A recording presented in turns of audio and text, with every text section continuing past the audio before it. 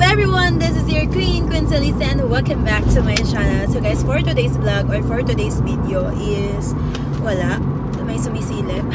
Samahan nyo kami kasi for today's vlog guys, wala na akong black eye. So pasintabi po sa lahat ng na-prank ko at yung mga hindi ko na-prank, congratulations sa inyo. Pero alam mo kung sino yung pinaka na-prank ko. Hindi kami bati for 1 hour. Hindi niya ako pinasin for 1 hour.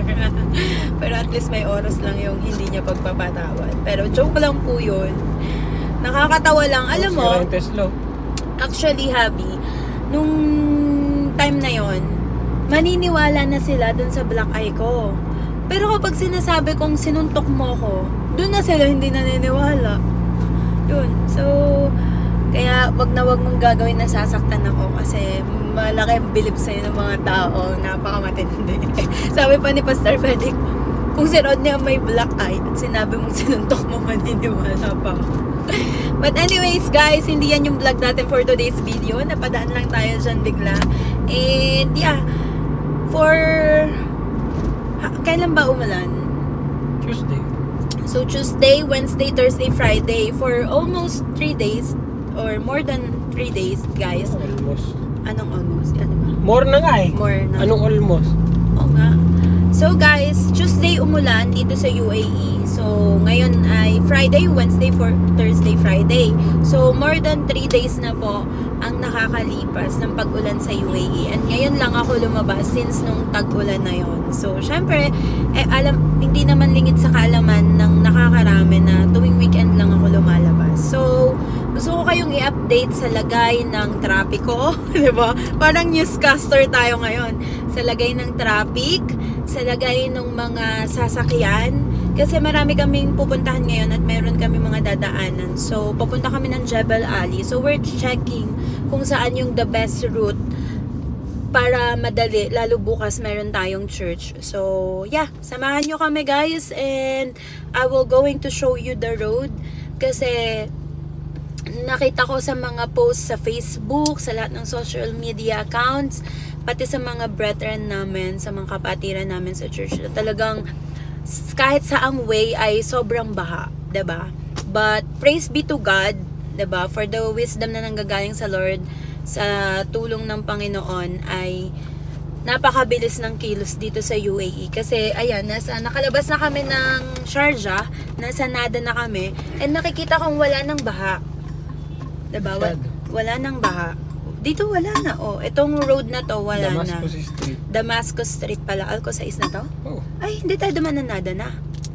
So guys, Alnada atin eh. Gumanon tayo eh. So nasa Alnada, nasa Damascus Street na kami, Alcosais.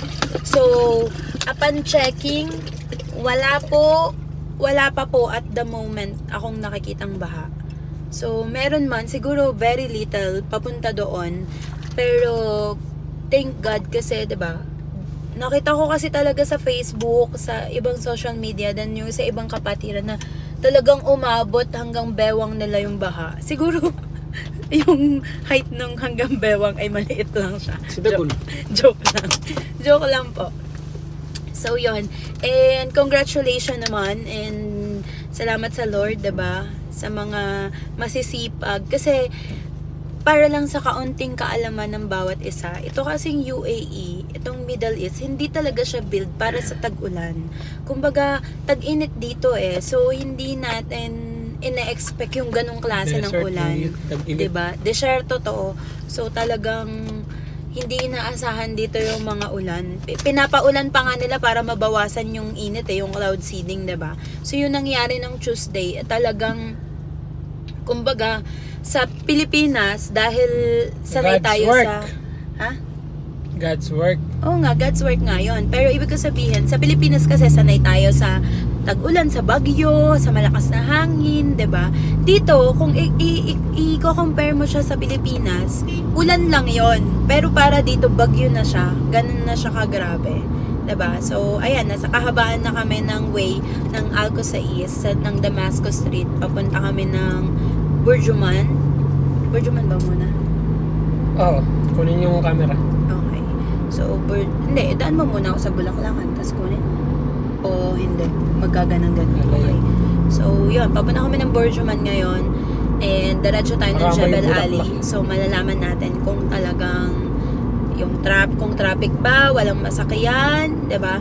Kasi may mga ilan-ilan na ako nakikita po na taxi. So ibig sabihin, yung mga taxi ay naka-promorota na talaga sila. So congratulations sa mga RTA officers, 'di ba? Dahil sila ay nagsipag na. And siguro kung may traffic ka mang mararanasan, normal na. Diba? Sa dami ba naman ng sasakyan dito sa bansang ito, ay normal ang magkaroon ng traffic. So, yeah! Let's go! Ayan, may mga bus na din na nakikita ako.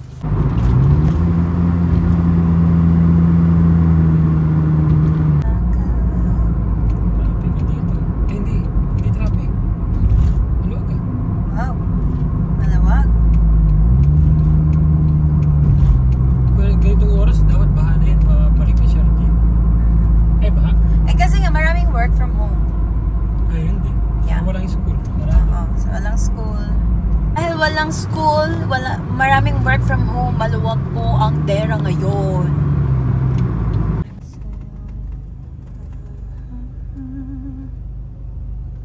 So guys, update lang, nasa Satwa kami ngayon kasi meron kaming bibilhin and wala naman pong baha. Medyo na traffic lang kami ng very very light kasi uwian na ngayon ganitong oras. Then so far guys, update sa mga daanan.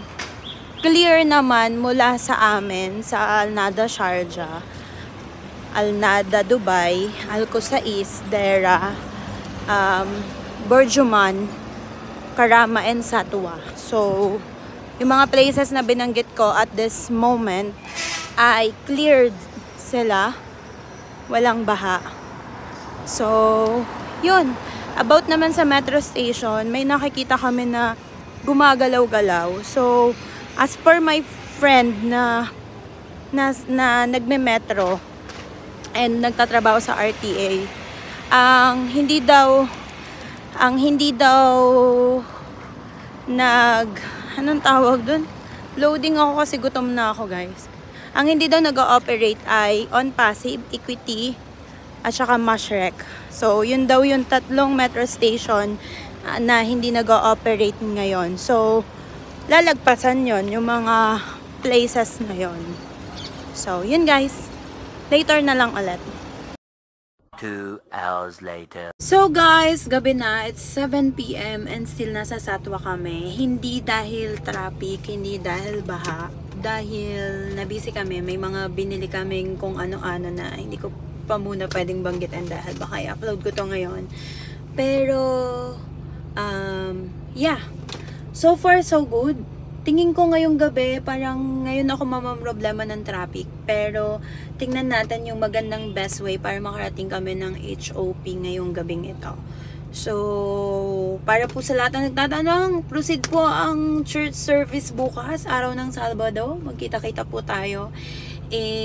Pero kung apektado po ng baha pa rin yung lugar ninyo, better to stay at home. Syempre, wisdom din and safety first. So, yeah. So far, so good. Papunta kami ngayon ng Business Bay para sunduin si Raul going to HOP. So, Larga, let's go. Hindi naman, wala naman Yung iba kasi, mga wala na.